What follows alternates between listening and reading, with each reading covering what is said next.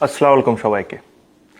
আজকে এমন একজন ব্যক্তির ব্যাপারে আমি কথা বলতে আসছি, যার ব্যাপারে অ্যাকচুয়ালি আমাদের সবার, স্পেশালি যারা ক্রিকেটিং সার্কেলে আছেন, ওনার ব্যাপারে আরো 17-18 বছর আগে আমাদের বলা উচিত ছিল।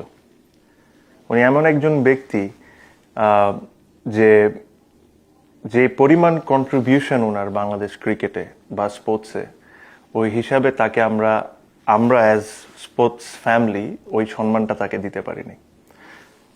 ক্লিয়ারলি একটা জিনিস বলি, এই 17-18 বছরে ওনার বিষয়ে কোনো কিছু বলা যাবে না বা বলতে পারবো না, এরকম কোনো ইনস্ট্রাকশন কোনো জায়গার থেকে আমাদের কাছে কারোর কাছেই ছিল না, যেটা আমি বিশ্বাস করি। অ্যাটলিস্ট আমার কাছে তো ছিল না। বাট তারপরও ফর সাম রিজন আমরা এই জিনিসটা ওনাকে যতটুকু সম্মান করা উচিত ছিল লাস্ট 17-18 বছরে, ওই জিনিসটা আমরা করতে পারিনি। হয়তোবা ফ্যামিলি মেম্বারদের সাথে, বন্ধু বান্ধবের সাথে, ক্রিকেটিং সার্কেলের মধ্যে ওনার বিষয়ে সবসময় উঠে আসতো, আমরা নিজেরা বলতাম। বাট পাবলিকলি যে জিনিসটা উনি ডিজার্ভ করতেন, ওনার পরিবার ডিজার্ভ করতেন, ওনার 2টা মেয়ে ডিজার্ভ করতেন, এই জিনিসটা আমরা কোনো সময় বলতে পারিনি।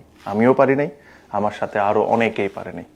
আবারও বলি, এটাতে কোনো রেস্ট্রিকশনস ছিল না, হয়তোবা আমরা কোনো এক কারণে বলতে পারিনি। আমি বলছি আরাফাত রহমান কোকোর কথা। ওনার কন্ট্রিবিউশন বাংলাদেশ ক্রিকেটে এতই বড় যে আমি আজকে অনেক কিছু আপনাদের সাথে শেয়ার করব, আমার ছোট মেমোরিজ আপনাদের সাথে শেয়ার করব, যেটা আপনারাও শুনে অনেক অবাক হবেন।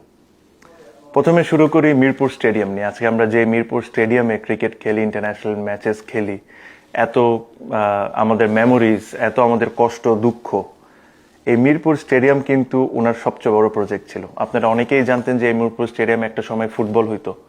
ওই ফুটবল থেকে ক্রিকেটে কনভার্ট করা, প্রত্যেকটা জিনিস ডিজাইন করা, ছোট একটা মডেল তার বাসায় রাখা থেকে নিয়ে প্রত্যেকটা জিনিস তার অবদান ছিল।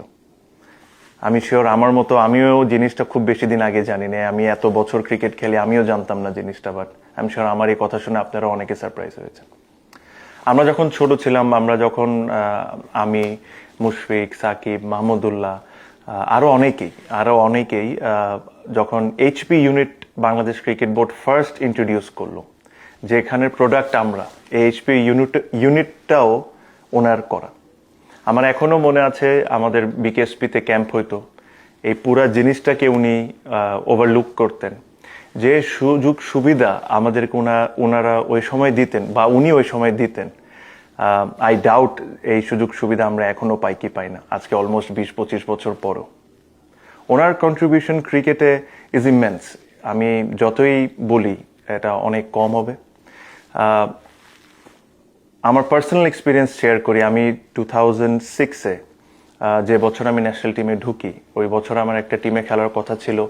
ওই টিম আমাকে শেষ মুহূর্তে, যেদিন সাইন করতে যাওয়ার কথা, ওই দিন আমাকে গাড়ির থেকে নামায় বললে যে আমরা নিতে পারবো না। তো আমার এখনো মনে আছে যে আমি ইস্টার্ন প্লাজার রাস্তার উপর কান্নাকাটি করছিলাম।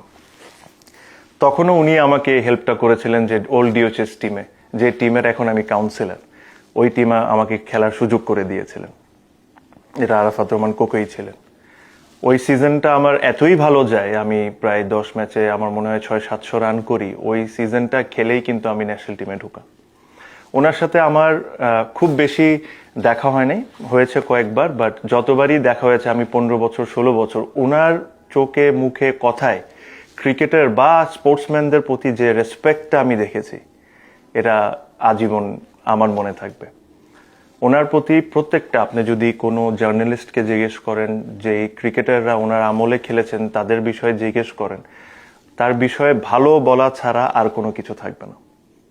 ওনার সবচেয়ে বড় যে গুণটা ছিল, যেটা আমি ফিল করি, উনি একজন প্রেসিডেন্টের ছেলে ছিলেন, একজন প্রাইম মিনিস্টারের ছেলে ছিলেন, বাট আমাদের জন্য, আমরা ক্রিকেটারদের জন্য উনি খালি কোকো ভাই ছিলেন।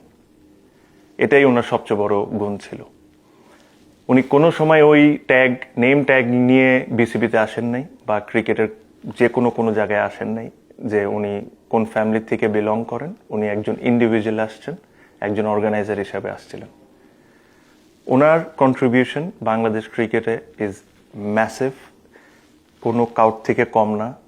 আনফর্চুনেটলি আমরা কোনোদিন এই সম্মানটা ওনাকে দিতে পারিনি। বা ওনার যে 2টা মেয়ে, ওনাদেরকে বলতে পারিনি যে ওনার বাবা কতটা ইম্পর্টেন্ট ছিলেন বাংলাদেশ স্পোর্টসের জন্য, ক্রিকেটের জন্য। তো আশা করি আজকে এই মেসেজে কিছুটা হলেও শেয়ার করতে পারছি। আর কোনোদিন যদি আমার সুযোগ হয় ওনার দুটা মেয়ের সাথে দেখা হওয়ার, তাহলে আমি তাদেরকে আরো অনেক কিছু তার বাবার ব্যাপারে বলবো। এতটুকুই আজকে আমার বলার। আশা করি আমার মতো অনেকেই ওনার ব্যাপারে স্টোরি শেয়ার করবেন, বিকজ মানুষের জানা উচিত যে আরাফাত রহমান কোকো স্পোর্টসের জন্য কি ছিলেন। ধন্যবাদ।